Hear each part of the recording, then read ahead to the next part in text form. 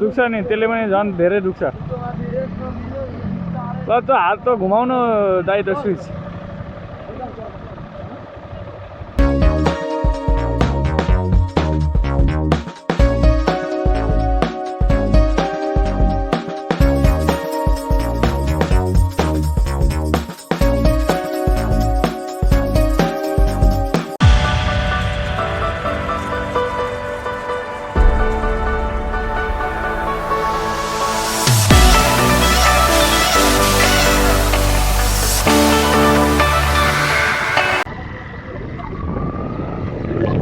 Hello everyone, namaste. It's me Santosh Sharma. Now we are watching Moto Vlog. र आज चाहिँ मसँग खासै स्पेशल केही पनि छैन हैन अब बाहिर पनि निस्किरहेको छैन र अरु खासै यो स्पेशल भ्लग त हैन त्यो पनि आज चाहिँ देशभरि पानी परेछ क्या देशैभरि बिहान 5-4 बजेदेखि परेको पानी अहिले बेलुका भन्दा नि दिउँसोको 3-4 बजिसक्यो त्यति बेलासम्म नन स्टप पानी परिरहेछ अनि विराटनगरमा चाहिँ कस्तो भयो त पानी रहेपछि भनेर मैले सानो भ्लग बनाउँछु अब तराई त पुरै पानी पर्ने दिन डुब्छ नि त पुरै डुबान हुन्छ तर अब अहिलेको पानीले पनि धेरै असर गरेर जस्तो लाग्छ मलाई ऊ अगाडि एक्सिडेन्ट भयो गाइज है स्टेज सेपै पानी परेपछि यही हो यहाँ एक्सिडेन्ट भयो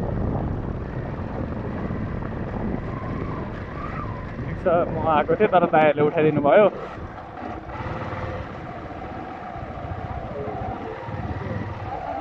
केही भएन नि दाइ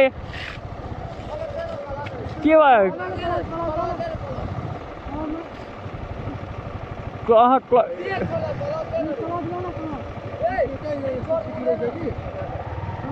छैन होइन क्लच गयो पक्नु एकछिन है खै त क्लचै जाम छ अनि भाँचियो यो भाँकी बङ्गेर यहाँ पुगिसकेछ अनि यसलाई घुमाउनु पर्छ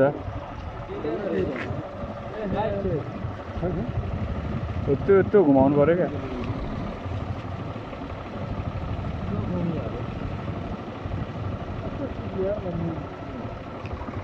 त्यस्तो चिप्लो त छैन त के भयो जस्तो लागेर साह्रै स्पिड त पुगेन नि त स्लोमै थियो गाडी त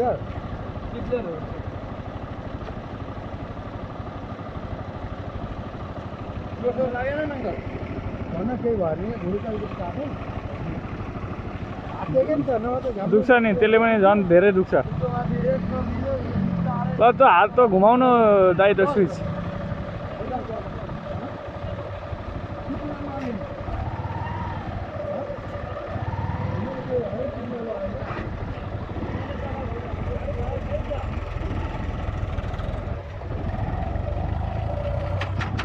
धन्न केही भएन खासै गाइज यही हो क्या भिडियो बनाउन ठक्क बाहिर निस्केको यसरी ठक्कै आँखै अगाडि बाइक चिप्लेर लड्यो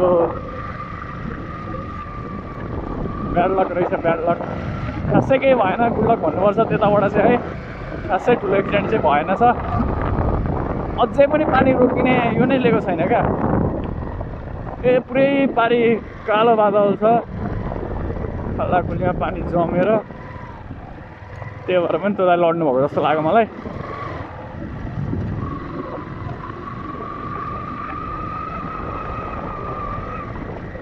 गाह्रो छ स्टे सेफ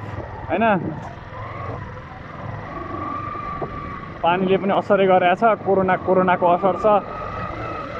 सब कुराको अहिले नेपालमा असरै असर कति कुराबाट डराउने हो क्या गाह्रो छ अहिले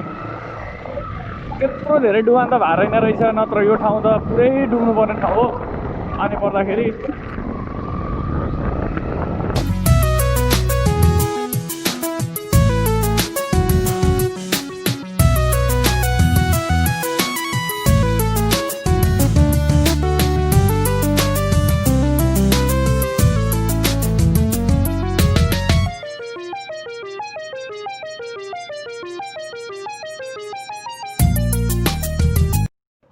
यस्तो बिहानदेखि पानी पर्यो क्या लास्टै नै धेरै पानी पर्यो त्यो भएकोले गर्दाखेरि चिप्लो बाटो पनि चिप्लो